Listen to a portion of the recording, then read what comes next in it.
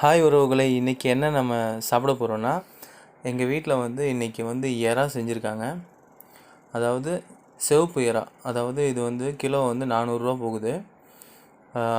நம்ம வீட்டில் இன்றைக்கி எறா குழம்பு வச்சுருக்காங்க.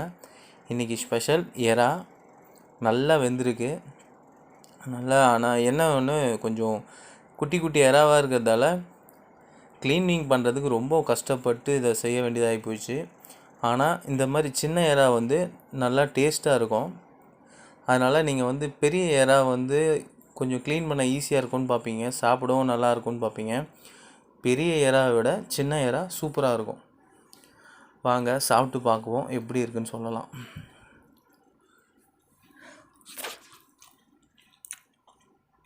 சூப்பராக இருக்குங்க. நீங்களும் வாரத்தில் ஒரு நாள் சிக்கன் மட்டன் செய்யாமல் இந்த மாதிரி எறா, நண்டு, மீன் இதை மாதிரி சாப்பிட்டு ஆரோக்கியமாக இருங்க. வீடியோ பிடிச்சிருந்தால் லைக் பண்ணுங்கள், ஷேர் பண்ணுங்கள், சப்ஸ்கிரைப் பண்ணிக்கோங்க. தேங்க்யூ ஃபார் வாட்சிங்.